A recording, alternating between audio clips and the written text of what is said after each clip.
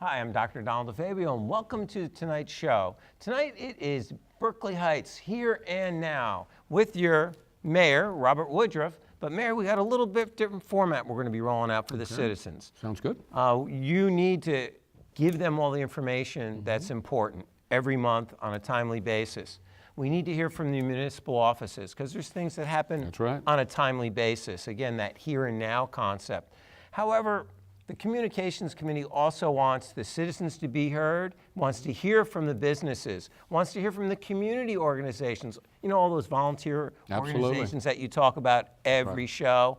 And we do know people can come to the planning board meetings. We do know they can come to the township committee meetings. We want to keep giving them all that information, but now it's Berkeley Heights here and now. So with that roll out, we're going to start. Well, let's start here and now. All right, so what's happening now in Berkeley Heights in the mayor's office? Well, I thought it was appropriate in light of the fact the affordable housing circumstances have all come to a conclusion, a good conclusion for us to kind of let the citizens know exactly what's going to occur in the next couple of years from a building standpoint. We've referenced it occasionally, but in total, we can do it in total because essentially everything is done.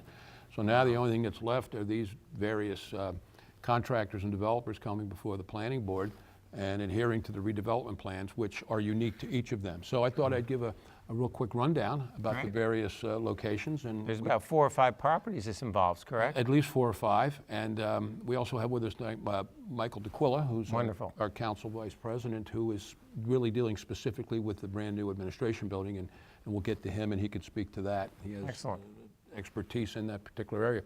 I thought we'd start with Locust Avenue, which everyone understands is the area across from the community pool. That is a 55 and older community. There is just one or two minor issues that they have to address before they come in front of the planning board. I know they've spoken to our business administrator, Mr. Basicolo, and he has advised them that they have to be addressed. Each of these various properties all have to adhere to a redevelopment plan. And we're simply going to hold their feet to the fire. And they do it that way if, in fact, they want to complete the project. The 100 Locust Avenue project is 196 units, of which a portion of which are set aside, I think it's 29, which will address the affordable housing issue. We're looking forward to that because that's unique. That's something that this town has not had a chance to offer its senior citizens or those that want to remain in the town and don't necessarily want the headaches of a home, and perhaps maybe even the costs associated with a home. So we're really looking forward to that, and I want to speak about the property directly across the street because while it's not redevelopment, it's extremely important to our town, and that is the community pool. Has now been taken over by the Y. And the Y has a conceptual plan out there right now, and it's going to be a 30,000 square foot structure. And I just want to advise our citizens. It's obviously a great thing for any community to have a YMCA. It was important that we keep this Y, and it was important that we keep the community pool. So we killed 2 birds, proverbially, and we're looking forward to that. Anyone in town that feels that they want to support the Y, please get in touch with them because they have a major building campaign going on. So that's certainly lots of naming opportunities available. Absolutely, and that's important to us, really, as a town. If we work our way elsewhere in the town, most people are familiar with the area the road that goes down Lone Pine Drive, which runs all the way down into these woods behind the Stop and Shop and what have you. There are parcels of property there, and a developer has come forward with respect to that location. There are 2 lots as you go down that road. And they, in fact, after some significant discussions, and I should say negotiations between our representatives and them, have come to an agreement with respect to what they're going to develop down there. Again, it's heavy residential. Their conceptual plan is very attractive. We required them, all of these various building developments are required aesthetically to follow very, very strict guidelines, which we have set in conjunction with the downtown beautification. Correct, and they must do it, and see that. And they're subject to, in fact, when each appears in front of the planning board, we will have our Mike Mastretta, for Harbor Consultants, who has been so important in this. So they will be required to adhere to the plans. That is going to be a residential property located down Lone Pine Drive. Before you go down Lone Pine Drive, there was the vacant area next to what is Delicious Heights. That was going to be a hotel at one point in time. I remember. And that did not come to fruition. That has been a property declared for redevelopment. That has, nobody's come forward. The owners have not come forward yet with respect to what they intend to do. So that is another piece of property that will be developed. I think what everybody has to understand here is that our obligation under the affordable housing law was to provide an opportunity for these developers to build whatever was necessary to satisfy our needs. Whether they build it or not is up to them. Really? Yeah, so we had to basically, provide the appropriate zoning laws to allow them to do it. We did that. The court has approved it. So what basically has to happen here is they can decide to do what they wish. Obviously, we don't want vacant properties, which brings me to the next two areas that I'm going to talk about. That is the King's property, which we have, really looking forward to. The only thing that's hanging it up right now, there's some concerns between the owner of King's and the next door neighbors that are the apartment complex right next door. Yeah. Station, I think it's Station Court. What the problem there is it's really between them. They have to work it out between themselves. We've, indicated, I know John Piscicolo has met with them. I mean, we'll be arbitrators, but we're not making any decisions. We'll try and get them together. We can't control really how they're going to work it out, but we hope they do. It's extremely important that the Kings get done. It's a substantial piece of property, and that will develop the Sherman Avenue area, as we've talked about before. So, we have high hopes for that. Now, the movie theater, which is the most, obvious piece of property that unfortunately sits out there on That's Springfield right in Avenue. front of that whole strip Right in front of it we're all, talking about. right. Yeah. They have come to us and indicated they wanted to make just a slight change in their plans. How slight? Well, That's such a. I use the word slight, and it is indeed slight. Obviously, any developer is entitled to make a reasonable profit. Sure. There are some affordable housings we're getting out of that, but he's come to us and said, look, can he downsize the project a bit? And we're willing to work with him as long as aesthetically it fits. Conceptually, it's an extremely attractive plan. He will maintain his out back, the retail space. He wants to, and he will maintain. In fact, actually, some of the things he wants to do probably improves the parking a little bit. Right. So it's always important. Parking's it is premium, especially downtown, especially if you want to develop your downtown. So that property, we're just waiting for. Dotting the I's and crossing the T's, and if he wants to make a legitimate change on that, which does not impact what our overall approach is, I'm sure we'll be able to accommodate him. That also goes hand in hand, so to speak, with the Sherman Avenue project and getting that paved, kind of a boulevard approach all the way down. So those two properties are the properties that everyone really sees, meaning the King's property and the movie theater. So, but obviously there are other properties in town. Many people in town are familiar with where the old Berkeley florist was. Yes. Across from Hall's. And vacant going on, I think, 2 years now. That's correct. Well, that we've come to an agreement with Elite Properties. Specifically, they're going to put about a 40 to 45 unit project there.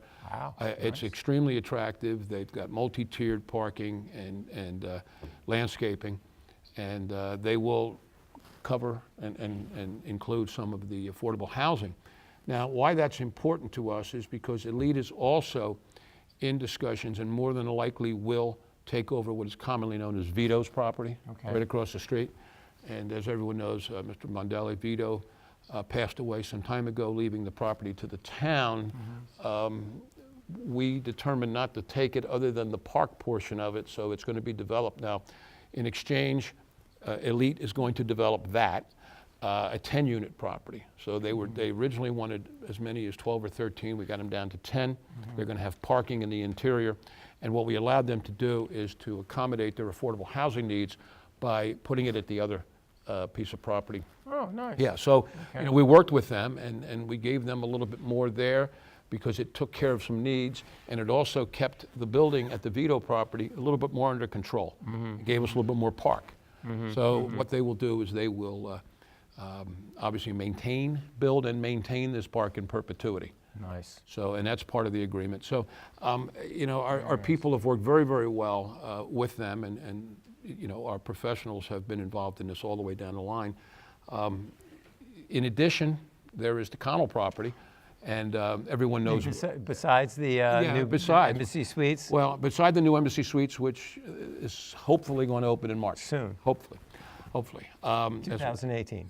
2018, we've been told that, yes. What they're doing there is they're putting up almost over 300 residential units. As I've spoken of before on your show, they have reevaluated what the usage of commercial space, and they've come to us, and we allowed some tweaking with that redevelopment situation.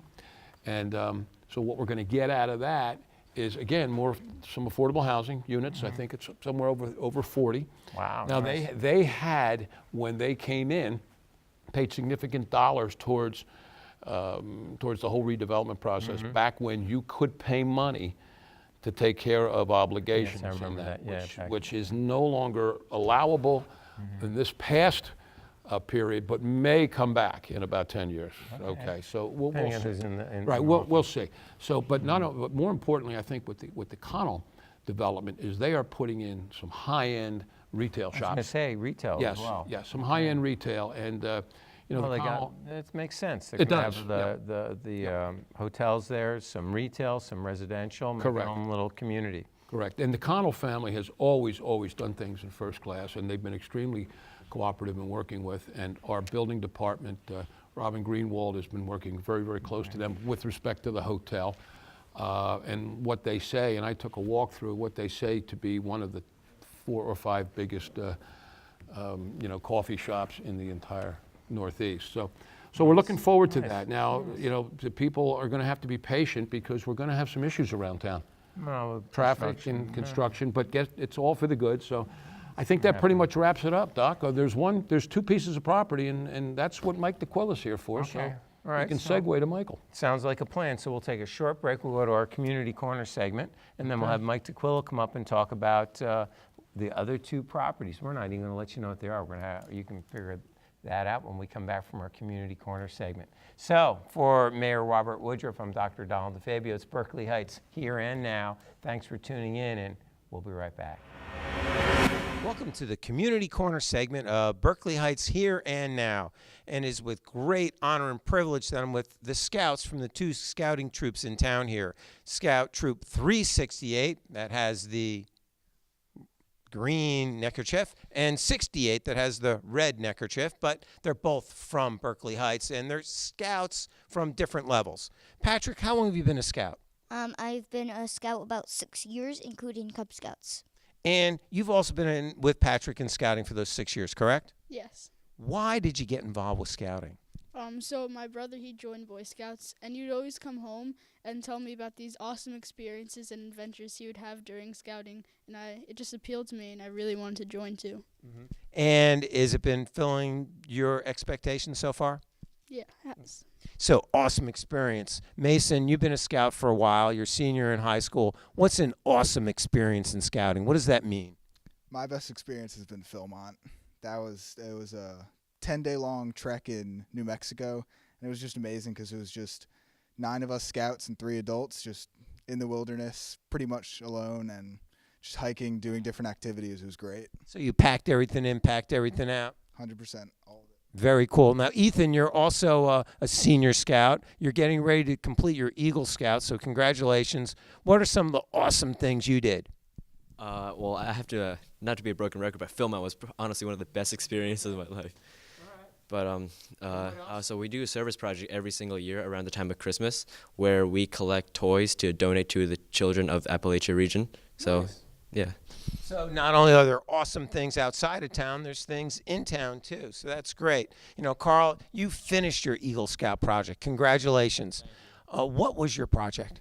So I have been going to St. Andrew's Church in New Providence, right down the hill from Governor Livingston High School, for as long as I can remember. And they are currently in need of they were in need of a kitchen to serve for soup kitchens and stuff. So I renovated out their kitchen. I replaced the cabinets, the refrigerator, fundraised for a new fridge. I got a donation from cabinets from contractors in the area and put the kitchen together. And it was a really great project. It turned out really well, and they really loved it. That's great. So what do you think scouting is so important for other boys to get involved with? What would you tell the boys about Why should they get involved? You should get involved because Boy Scouts gives you so many fun experiences, and it just gets you it's just really fun overall, and you get experience with leadership skills and a lot of other things too. I think that makes a lot of sense. Leadership skills, a lot of our major leaders have been scouts. Isn't that correct? A lot of major leaders in life have been scouts? Oh, yeah, definitely. I don't know what the percentage is, but I'm sure a lot of presidents were scouts. I think the most important part about scouting is certainly the experiences you have. You could do band and sports in school, but nothing is like scouting. Scouting brings you together with other guys, and you learn how to lead, you learn how to work together, you learn how to be self-efficient. You become a well-rounded person overall, whether it's athletics or cooking at your home, cooking on your own at home, doing your laundry. There's literally a merit badge for anything. Scouting is really something that I would encourage everyone to get involved with. It's great. That sounds like a no-brainer to me, but what really, really, really excites me about scouting is what scouts stand for, and I believe you guys call that the oath, correct? And I want everybody to really listen to the scout oath, because if those are the values that every person in this country, in the world, had, imagine what the country would be like. So, gentlemen, scout's oath, please. Patrick, you want to lead us, please? Sure. Okay. On my honor, I will do my best to do my duty, to guide my country, to obey the Scout law, to help other people at all times, to keep myself physically strong, and to be awake and morally straight. Pretty cool, huh? Physically strong, mentally straight, morally fit, help other people at all times. Why wouldn't you want to get your children involved in scouting? Gentlemen, thank you very much for everything you've done to the community. Thanks for your time tonight. Hey, welcome back to the show. That was really great about the Scouts and all the things they're doing in town, isn't it? I tell you, I never had the opportunity to be a Scout, and because there just wasn't enough support in our community to do it. So I really want to thank also the moms and dads that support the kids and do all those things. So another shout out to the Scouts. And hey, get your kids involved. Scouting is great, so get them involved. But enough with the Community Corner segment. Michael DeQuillo, thank you for coming out tonight. Thank you. We appreciate having you here. No problem. You're on the Township Council, but more importantly, you're an engineer. Yes, I am. You are a project manager, correct? That's correct. So when we have all these questions about project management coming up and with the new development of the city property as well as over at the Hamilton complex, I would think your skill set would be highly needed and called on quite a bit in the next couple of years. Absolutely. So my background is I currently do both construction management and facility management. So everything that's going on in this township, it's the right fit right now. So right after we have everything built, whether it's the municipal property here and all this development going on, we have to maintain it for the next 30 years. So be able to bring both that background of, let's think about what we have to do to build everything, and then think about day two. How are we going to maintain it and continue to operate it for the next 30 years? I like that. Getting him on board was a good job, Mayor. It's one of my better decisions. Yeah, I think so. I think so. So we got to talk about the Hamilton property. We want to talk about the new City Hall. What do you want to talk about first? Well, I think we should start with Hamilton because it really is a redevelopment. Okay. As is this also, but that's residential, and Michael can tell us where we are with that and where we hope to get with that. Absolutely. So right now, the Hamilton redevelopment project is out to bid. So right now, RFP was put out to many developers. We had over about 15 so far have responded to say that they're interested in this project. It's a very detailed RFP that says something very specific of how we want this property development, which is going to be 80 townhomes and 20 affordable rental units. Okay. So in the RFP, it specifically says exactly what they're supposed to look like, how many bedrooms, everything like that, what the improvements need to be done.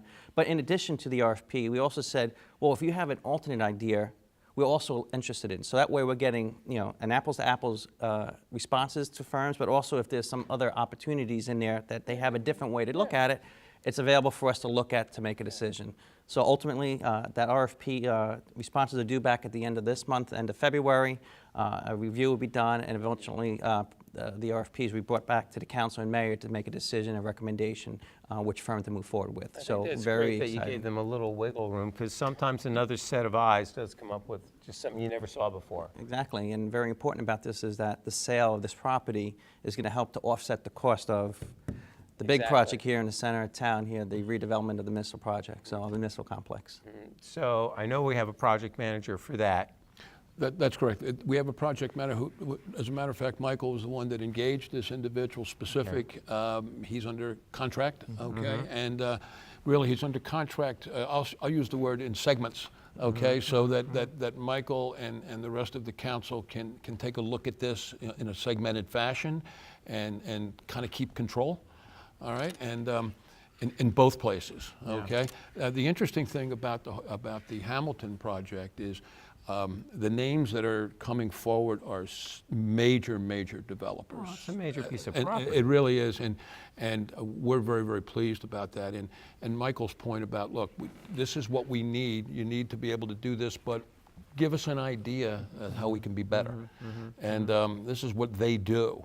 Okay, so we're looking forward to that, and like Michael said, that will substantially address how we can save the taxpayers, on a bond issue, which we have out there that we've already obviously entered into. So, and that leads us really to where we sit, the property on where we sit, and how much different it's going to be in hopefully about a year and a half. Absolutely. Right? So what's the deal? So right now what's going on is similar to the Hamilton project. This area also was declared an area in need of redevelopment. So it allows us to utilize the redevelopment laws to do the procurement and construction of this property. With that, so very similar to how we did at Hamilton, we're doing the same thing for this project, where we put out an RFP based on incomplete documents. So we have an idea of what we want the building to look like, what the salt dome needs to look like, how the area needs to be redesigned for parking and everything, and all the, taking down this building.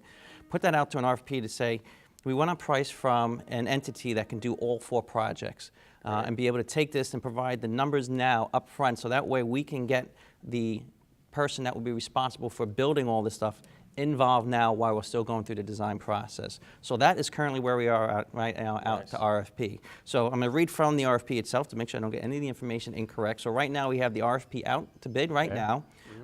Again, we had over 30 different firms respond to this. They have provided some questions, so those questions have been responded, put out an addendum to the RFP to say, here are the answers to the questions. That also required some extension of the timeline, because there was a lot of questions that asked that we wanted to give the potential bidders some more time to put answers back. While all of this is going on, while we're going back and forth, the township is still continuing on with the design of the building. So that way, once we get the initial response back from the bidders, we'll be able to shortlist down to 5 to 7 firms. With that shortlist, we say, oh, by the way, here's now the next set of drawings that have been worked on since that time we went out to bid back in December. Now sharpen your pencil, which allows us to get a best and final offer. That way we get the most qualified and the best price of the project in here. And an RFP is a request for proposal, sir, right? yes. Just so people know that. Okay. That's correct. And one of the good things, Doc, is the redevelopment law does not require we take the low bidder, which the normal laws do in public bidding, okay? It may end up being the lowest, okay?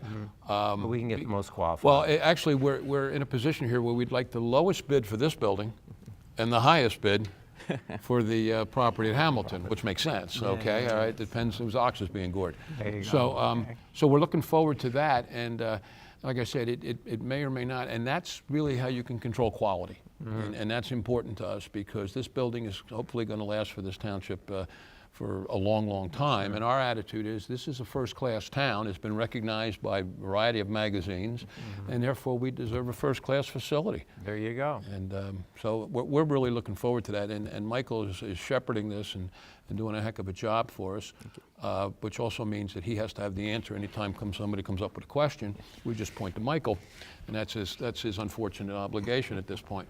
But we think that this is going to be a tremendous thing for the town. Michael, we're going to try and do this in stages. Would you just talk a little bit about the stages? Sure. So the first stage, once we have the developer on board that's going to be building this here, it would be the construction of the salt dome. So we have to get the new salt dome up, which is located towards the rear of the property. Once that dome is up, we can transfer the salt from the existing dome, get that out of there into the new dome, then the dome where the existing salt dome is will come down in order to make way for the new municipal complex. Once that complex is built, everyone can move from here right next door, so minimal downtime. Then this building comes down, redo all the parking and landscape and everything on here. So that way, at the end of the day, we end up with an additional approximately 60 parking spaces for commuters going into New York City. What's important, one of the main decisions why we went this road of getting one contractor to handle all four, there's a lot of different times of mobilization and remobilizing, and actually literally moving dirt around, because there's going to be dirt that's going to have to be excavated out of the salt dome, that once that dome comes out the new area can go into the fill in the hole, whether it's at this building, all the work on there. So actually provided a cost savings. That way we're not have to double handling of dirt, moving everything around, and ultimately not exporting it off here, which also creates another expense. So everything, a lot of, exactly, a lot of original ideas how we can continue to keep the cost project down, which would not have been able to do it unless we did it under a redevelopment. So again, another very important reason why with the redevelopment was utilized for this project. Nice, nice. So the redevelopment laws are going to be at our benefit for Absolutely. this. Okay, Yes, absolutely. and Michael, any special things you're out on the look for, being in the know that you know you got your eye out for, that you got to let people know you're watching? No, we're watching. The biggest thing we're watching is, besides all this work going on here, is our redevelopment. You know, all these different affordable housing projects, very exciting for the town. A lot of new things come to this town, and I really think it's going to provide a real shot in the arm for our downtown Springfield Avenue to really continue to draw some great businesses to this town. Well, isn't that great? We want it. That's what we want. We want the businesses. We want the people. We want the community. We want the municipality all to have that sense of town. It's togetherness. coming together, all Doc, about. and as we talked about last meeting, our master plan will be done soon, and the master plan will incorporate all of what we've spoken about. And we're going to take a real hard look at the downtown. We're taking a traditional concept of parking, which we've talked about before, may not be the way of the future. Yeah. And we've got to do things to get people to come downtown, and if they've got to look a bit for a parking spot, that's a good thing. Yeah. Yeah. So To a certain extent. yeah, well, and our planner, in fact, is part of his mission is to count every single parking spot which is available within the downtown area, and then we will work off of that. So good times in Berkeley Heights. I ask our citizenry to be patient, okay, and they'll hopefully see things soon. We can get some of these developers to, you know, to move quickly, okay, all right, because after all, that is a profit for them. Exactly. So that's always a major motive. So it's all going in the right direction. Hopefully. And, you know, Mike DeQuillo, thank you very much for your Thank you as time. always, A lot yes. of good information. Doc? Mayor, thank you very, very much. Okay. And this is going to be how we want to get people involved in town. Yep. We're going to invite businesses to come down and talk about what they do on the Berkeley Heights here and now, because they're part of this community too. So we're really going to do our best as a communications committee to get information out, intertwine the community, the organizations, the municipality, and the people. So that's going to be our commitment. Okay. So thanks for watching the inaugural show of Berkeley Heights Here and Now. I'm Dr. Donald DeFabio for the mayor and Mike DeQuillo, as well as all the residents in town. Have a great night.